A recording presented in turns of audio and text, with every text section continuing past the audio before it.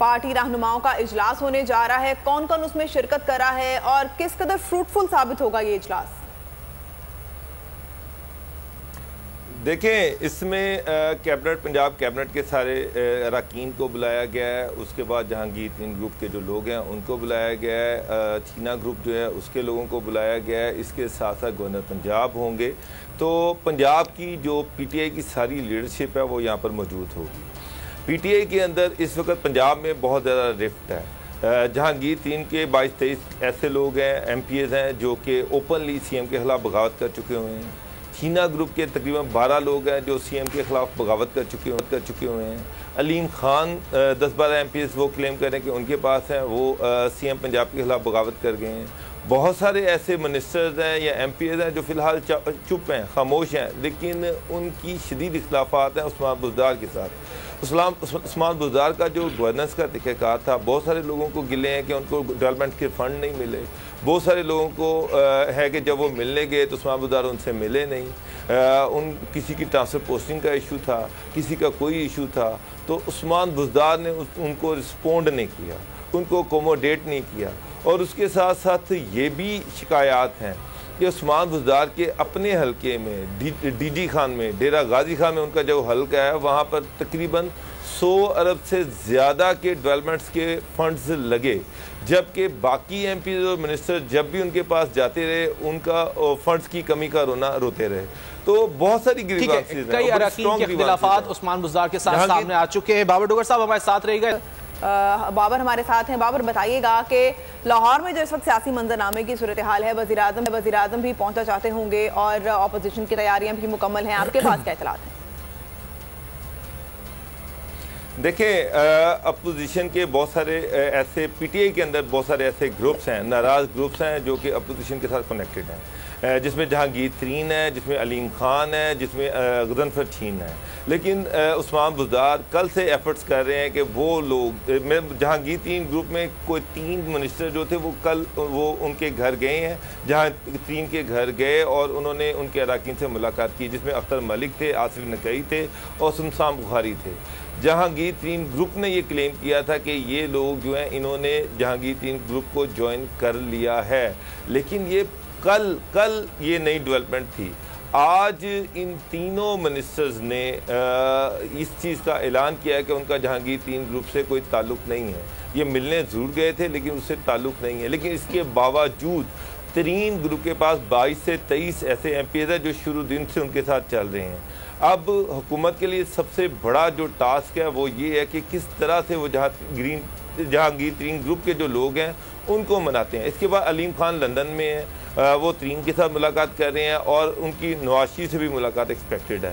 اب علیم خان یہ کلیم کر رہے ہیں کہ ان کے پاس بھی 10 کے قریب ایم پی ایز ہیں، اسد چھینا جو ہے وہ بھی نون لیگ کے ساتھ کنیکٹ میں ہیں اور ان کے پاس بھی تقریباً 10-11 ایم پی ایز ہیں اور انہوں نے بھی 2-3 میٹنگ کی ہیں۔ اب ٹوٹل 30-40 ایم پی ایز ایسے ہیں جن کی حکومت سے ناراضگی ہے اور وہ اعلان یہ باتیں کر رہے ہیں کہ وہ عثمان بزدار کو سپورٹ نہیں کریں گے۔ اب ایک بڑا امتحان ہے گورنمنٹ کے لیے کہ کیا ان لوگوں کو کیسے منایا جائے۔ عمران خان پہ بہت زیادہ پریشر ہے کہ عثمان بزدار کو چینج کیا جائے اور یہ پریشر بڑھتا جا رہا ہے۔ زیادہ سے زیادہ ایم پی ایز جو ہیں، میں بہت سارے ایسے ایم پی ایز کو جانتا ہوں جو ابھی کسی گروپ کا حصہ نہیں ہے لیکن وہ عثمان بزدار سے شدید ناراض ہیں۔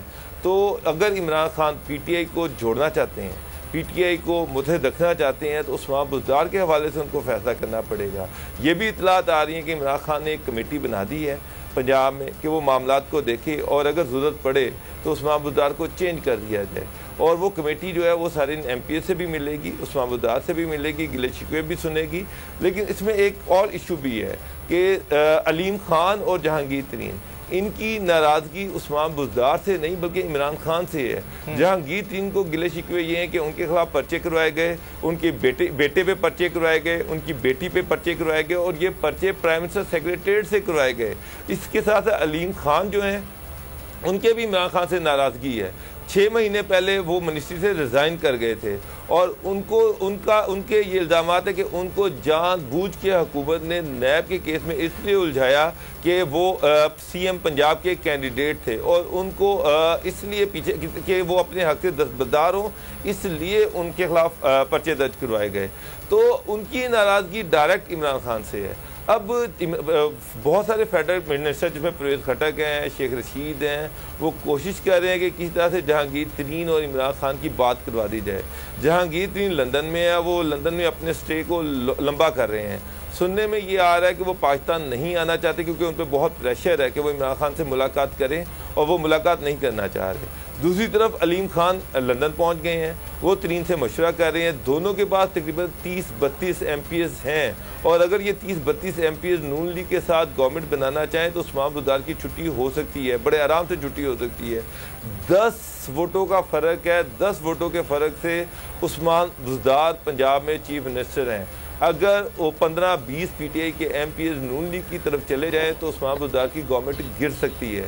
تو سب سے اہم، اور یہ بات چودھری بھی پرائم منسٹر کو بار بار کہہ رہے ہیں کہ اگر آپ کے ناراض ایم پی ایز نہ مانے تو پھر ہم اپنا فیصلہ کرنے میں آزاد ہیں، کیونکہ اگر یہ ایم پی ایز نہیں مانتے 30 ایم پی ایز بزدار کے خلاف عدم اعتماد کی تحریک لے آتے ہیں۔ یہ تو پنجاب کی صورتحال پر بات ہو گئی۔ بابر ڈوگر صاحب ساتھ ہی رہیے گا، شاہد جتوئی صاحب کو بھی شامل گفتگو کرتے ہیں۔ شاہد جتوئی صاحب، گزشتہ روز وزیر اعظم عمران خان نے ایم کیو ایم رہنماؤں سے ملاقات کی، آپ نہیں سمجھتے کہ جو ایم کیو ایم کے 7 ارکان قومی اسمبلی میں خاص اہمیت اختیار کر گئے؟ جی بالکل، قومی اسمبلی میں بھی وزیر اعظم صرف 7 ووٹوں سے جو ہیں وہ بنے ہوئے ہیں، وزیر اعظم بنے ہوئے ہیں، لیڈر آف دی ہاؤس سے صرف 7 ووٹوں کا فرق ہے۔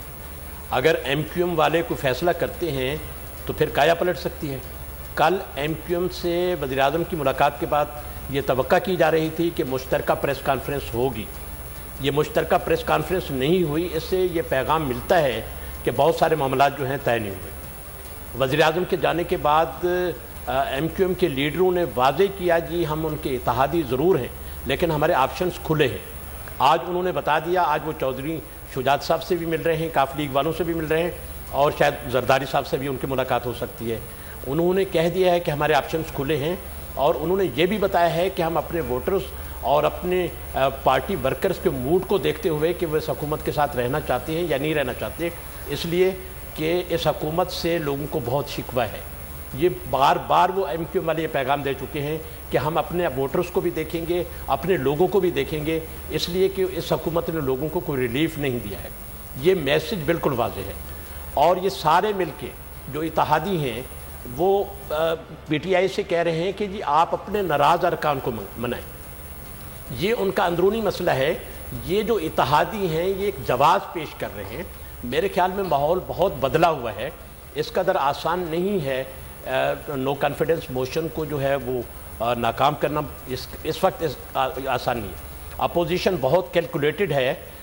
کل جب وزیر اعظم یہاں آئے تھے تو ایجنسیز نے سندھ سے کچھ ایم این ایز کی ان کو رپورٹ دی تھی کہ یہ اپوزیشن کے ساتھ رابطے میں ہیں، خاص طور پر پیپلز پارٹی کے ساتھ رابطے میں ہیں۔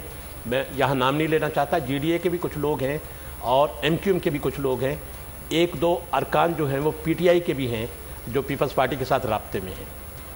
انہوں نے ان کو ٹارگٹ کرنا تھا۔ ہم یہ توقع کر رہے تھے کہ وزیر اعظم ان کو ٹارگٹ کریں گے، ان کو الگ الگ بلا کے ان سے ملاقاتیں کریں گے، لیکن وزیر اعظم نے تو ایک جلسہ کر دیا گورنر ہاؤس میں آ کے، اور یہ کوئی ٹارگٹ میٹنگز نہیں تھیں اور میں تو سمجھتا ہوں وہ بے نتیجہ رہی۔ ٹھیک ہے، سبسکرائب کریں اور بیل دبائیں تاکہ کوئی خبر رہ نہ جائے۔